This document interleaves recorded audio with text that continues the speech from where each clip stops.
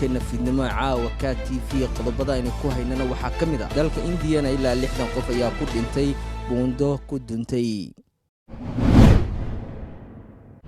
magaalada Muqdishona waxaa maanta lagu soo gabagabeeyay shirka golaha wadatashiga qaranka wasiirka wasaaradda cadaaladda Puntland ayaa furay shir looga tashanaya arrimaha cadaaladda ciidanka asluubta Soomaaliya ayaa olole nadaafadeed ka sameeyay isgoyska Soobe oo qarax u dhawaan ka dhacay kalluumaysatada Eylna waxay ka cabanayaan maraakiibta jiriifka iyagoo codsina u diray wasaaradda kalluumaysiga iyo kheyraadka badda Puntland qodobadaas iyo qodobo kale ayaan idinku haynaa warkeena fiidnimo ee ka TV ee u diyaar garooba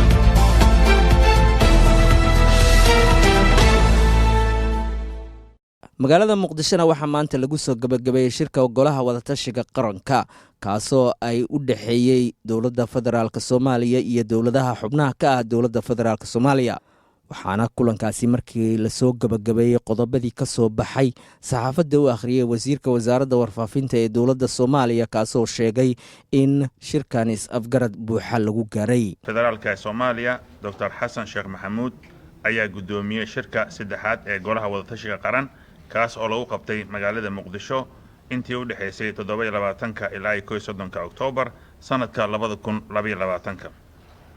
shirka waxaa ka soo qayb galay ra'iisul wasaaraha xukuumadda federaalka ee Soomaaliya mudane Xamza Cabdi Barre ra'iisul wasaare ku-xigeenka xukuumadda federaalka ee Soomaaliya mudane Saalax Axmed Jaamac madaxweynaha Puntland mudane Saciid Cabdullaahi Deni madaxweynaha Jubbaland mudane Axmed Maxamed Islaan madaxweynaha Koonfur Galbeed mudane Cabdicasiis Xasan Maxamed Laftagareen madaxweynaha Galmudug mudane Axmed Cabdi Kaariye Qoorqoor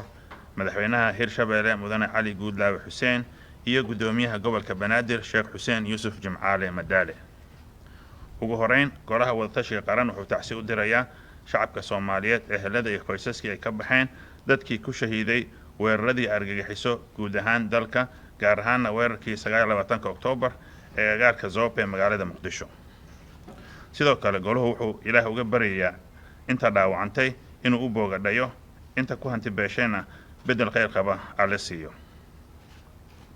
goluhu wuxuu cambaareynayaa gumaadka qawaariishtu ku hayso ummadda Soomaaliyeed ee muslimiinta ah bogaadin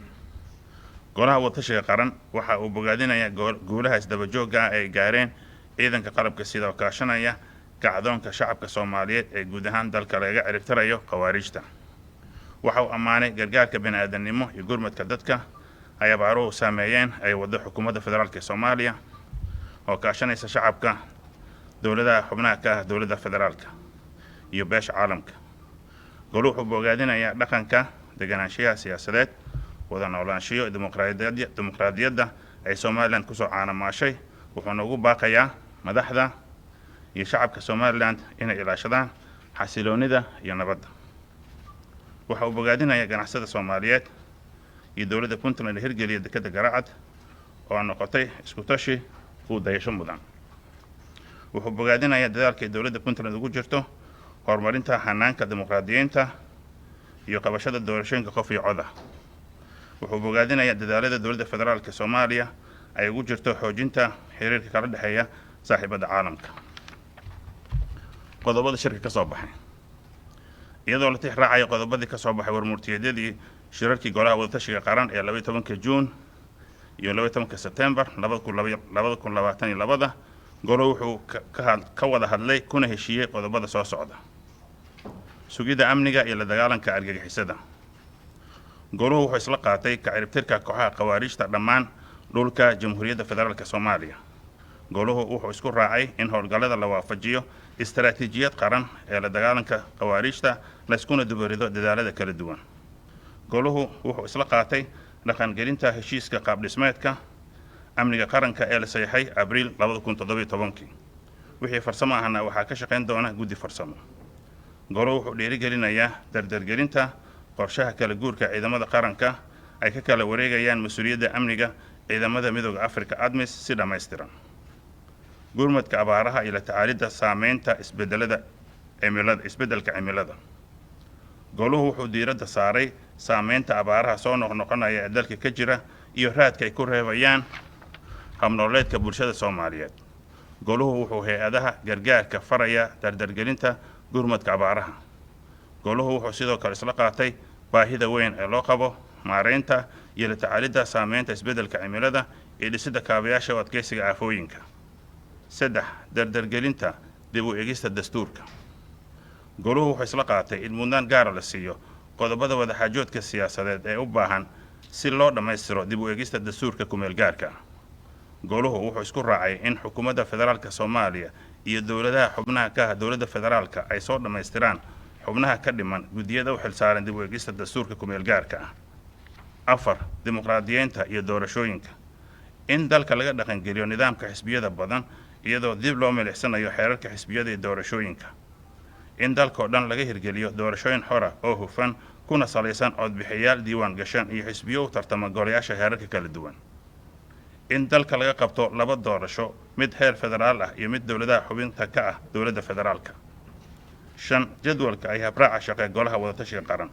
Goluhu wuxuu isku raacay inuu samaysto habraac shaqo oo qeexaya hanaanka loo marayo heshiisyada,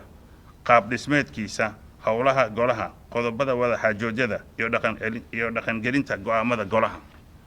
Goluhu wuxuu isku raacay in 2 shir ee soo socda ay qabsoomaan December 2022 iyo Febraayo 2023. Halkaas ayuu inooga dhan yahay warmurtiyeedkeena. Mahadsanidin. madaxweynaha Soomaaliya Xasan Sheekh Maxamuud ayaa isaguna ka hadlay goobtaasi waxaana uu sheegay in ay madaxda dowladda federaalka Soomaaliya si weyn isugu afgarteen sidii loola dagaalami lahaa ama loo xoojin lahaa kooxaha al-shabaab oo dalka Soomaaliya qaybo badan dhibaatooyin ka wada. marka koowaad ka bogaadiyo mas'uuliyiinta halkan joogta maxaa ahaay mas'uuliyadda Soomaaliya maanta iyo mas'uuliyadda deegaanada dalka Soomaaliya oo dhan ay gacanta ku haya oo dadaal aad iyo aad u badan deegaanadoodana ka muujiya haatan ka wada muhiimadda dawladda Soomaaliya ee la dagaalanka argagixisada iyo khawaarijta maanta dalka qaybaha kala duwan ay ka sugan yihiin dadaalkaasi waa ka socdaa waana loo midaysan yahay waana loo ballamay inaan loo kala harin sidii dalka nimankaas looga bixi lahaa gacantooda iyo meelaha ay joogaan dhibka dadka ay ku hayaana loo saari lahaa. ciidamada asluubta Soomaaliya ayaa maanta ka sameeyay isgoyska Soobe oo dhawaan qarax u ka dhacay kaasoo halkaasi ay ka xaqeen waxyaabihii qashimada ahaa iyo qarax uga tagay iyagoo ay dadka dhibaatadu ka soo gaartayna Ilaahay uga baryay in uu dhaawacyadooda Ilaahay u fududeeyo isla markaana ay tahay olole ay kaga qayb qaadanayaan dhibaatadii ururka al-shabaab ee halkaasi ka geysteen. inna lillahi wa inna ilaahi raaji'uun.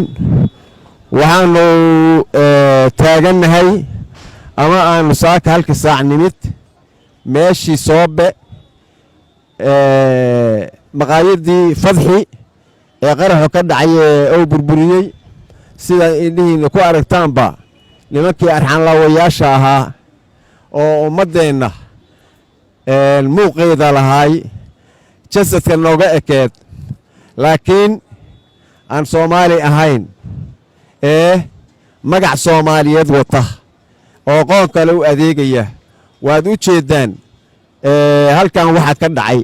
waa u jeedaan waxaanu go'aansannay oo wasiirku cadaaladda oo madaxdeenna ah oo nagu amray inaannu maxaan ku yiraahdaa ka qayb qaadanno burburka iyo baaba'a ummadda Soomaaliyeed ku dhacay ilaahay subxaanahu wa tacaala hay bedel qayr qaba iyo inaan ilaahay dib noogu soo celin musiibadan oo kaleetan ilaahay ka baryaynaa wixii wax gaareenna ilaahay subxaanahu wa tacaala hay u naxariisto wixii nacam maxaan ku yiraahdaa dhaawac gaarana si degdeg ilaahay subxaanahu wa tacaala hay dhaawacooda u bogsiiyo waxaan ka qayb qaadanay marka inaan nadaafadii dhulkii burburku gaaray inaan nadaafadeeda hagaajinno haddaan ka soo baxnay annaga iyo maxaan ku yiraahdaa wasiirka iyo ciidanka asluubtu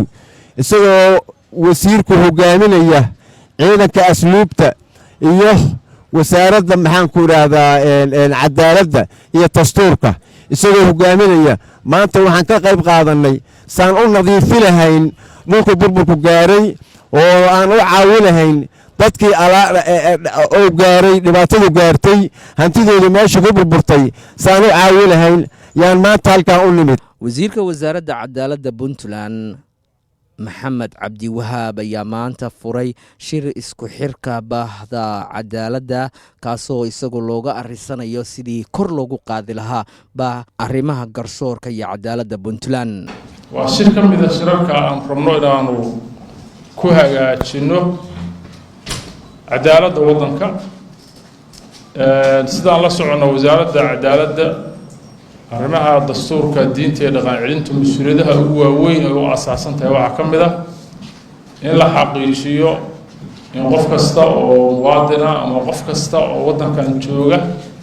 oo ku nool oo bini'aadan uu helo cadaalad,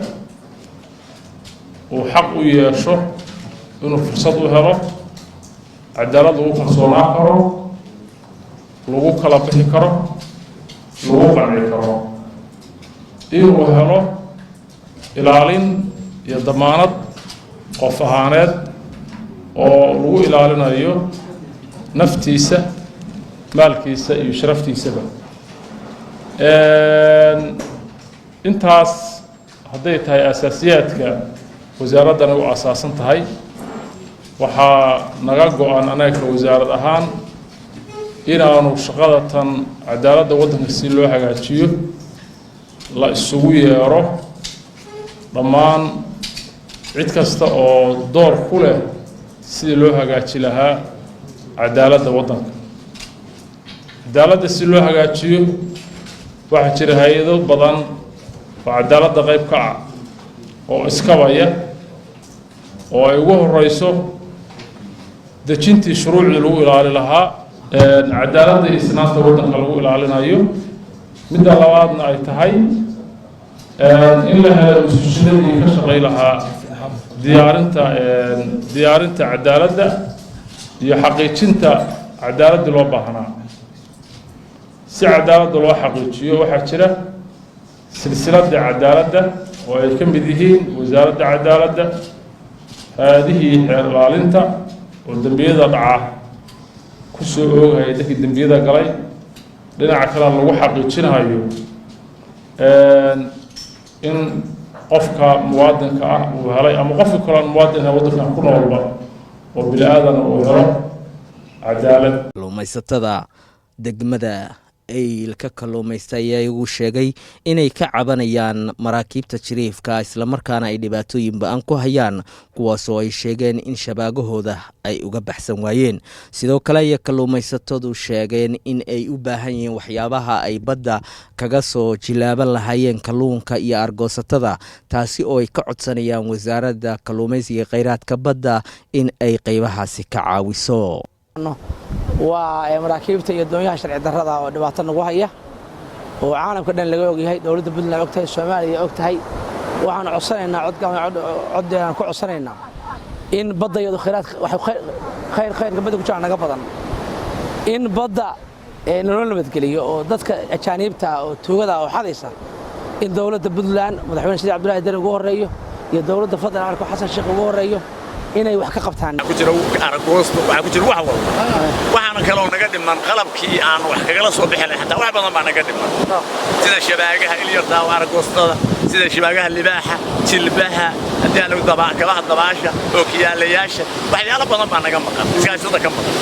iyagana waxaan rabnaa inaan waxba nabansi waxba ay keenaan, laakiin wixii waxna baahi tiray ma aha. iyadana waxaan ku codsanaynaa waxyaalaha naga dhiman furfayaashii iyo waxa qalabka aan libaaxa ku shaqaysan lahayn. hadda saaka waxaan soo ganacsi ma socdo, waxaan u socdaa inaan soo quuso haddii alla idmo.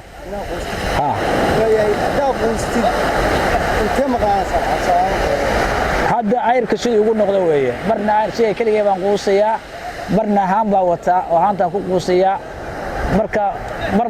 marka ayrka watana muddaan ku maqnaanayaa, markii aan wato aana wadan ayrkana